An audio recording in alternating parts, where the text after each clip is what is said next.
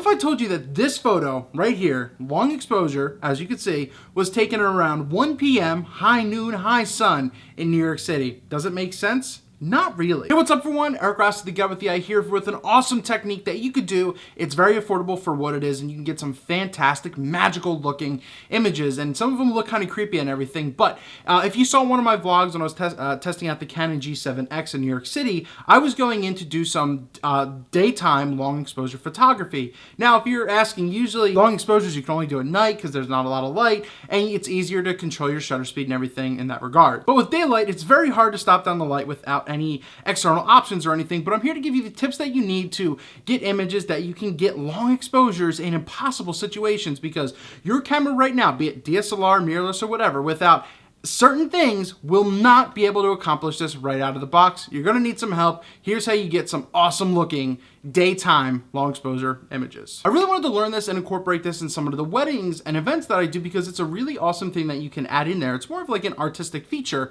type of thing. And it's really easy to do. You just need a certain couple accessories, which I'll tell you in 1 second. And I'll break down some of the settings that I should use and some of the bases that you could start at. But to get this, you know, once again, the sun is really bright. To really kill that down and get long exposures is impossible without any help. So a couple of things that you need is a DSLR, mirrorless camera, doesn't matter, a lens. You're definitely gonna need a tripod because it's a longer exposure, like the exact same thing like you're doing at night.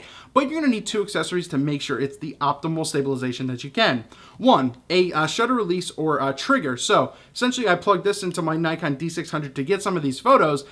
And what it allows is just optimal steadiness, so I'm not like pressing the shutter button, giving camera shake as it's going through the long exposure. I can essentially just click it and that'll release the shutter or autofocus if I half press it, or if I press it and hold it up at the same time, as you see right here, it will allow me to do long exposures using bulb mode, which you have to do doing this technique. Also, the other thing that you're gonna need is you're gonna need a 10 stop or very, very dark neutral density filter. Right here, I'm using the ICE 77mm ND1000 or 10 stop neutral density filter. So these you're seeing with my 24-70 lens that I put on this. So this is some of the gear that you need. So camera, lens, neutral density filter because it's so bright you need to take out so much light, and a trigger. So let's break down the technique and some of the things that you can do now that you know what you need. One of the first things you have to do is obviously get your tripod down in a secure location, make sure it's tight, make sure there isn't a lot of external movement that will happen. And you have to set your composition first. Why? Because the ND filter is so dark,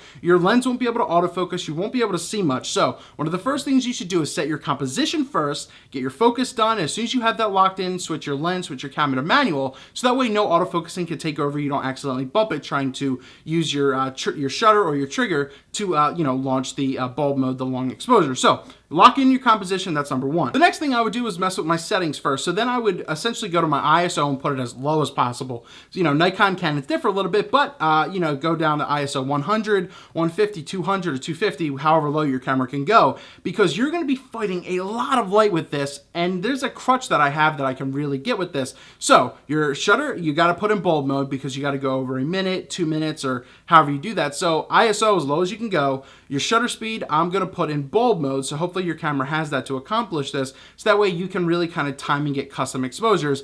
And number 3, your f-stop. Your f-stop should be f11 and above. And this is where I use as my crutch. Normally I use my ISO as my crutch in low light situations and everything, but in this case, you don't want to change your ISO because it's as low as it can go, it's as least sensitive as it can be, and your shutter speed is set at 1 point, so you can't really do much there. in a way. So I usually ride the aperture a little bit, and if it's, usually you'll find that you're still overexposing a lot, so you'll have leeway to go up. So some of these I started at f11, and I noticed that they were overexposing. I'm like, all right, what can I do? So without changing anything else, I just upped it to like f16, and I got the exposure and the you know, the look that I wanted exactly. Next, attach your ND filter to your camera, and when you look through your live view or whatever, however you're taking the photo, you're not going to see much. You either see just a little bit. It was very, very bright when I took these photos.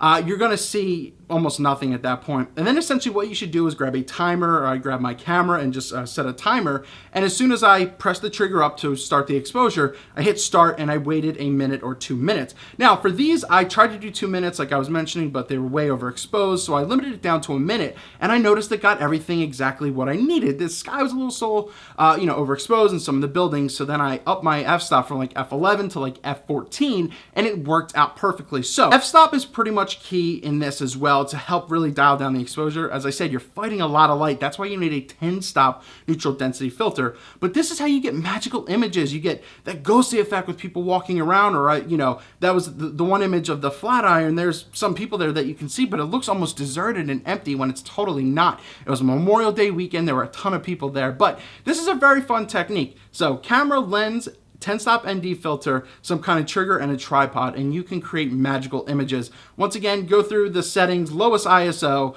shutter speed, put on bulb mode, have a custom exposure, minute, 2 minutes, however that you need, and ride your f-stop to really dial in exactly what you need. But I thought this is an awesome tip. I really had to share this. If you have any questions or comments, please leave this down below. If you thought this was awesome, please give us a quick thumbs up as well. I'm also going to put down on my blog the high-res versions of these images so that you can see what you can really accomplish in just these few examples here. Thank you so much for watching this video. Hopefully you enjoy this. If you have any tips or techniques or anything you want to hear of, write those down below in the comments. Eric Rossi, the guy with the eye. This was really awesome, really fun, and it's somewhere you could do anywhere. Once you have it, set it, forget it, move on.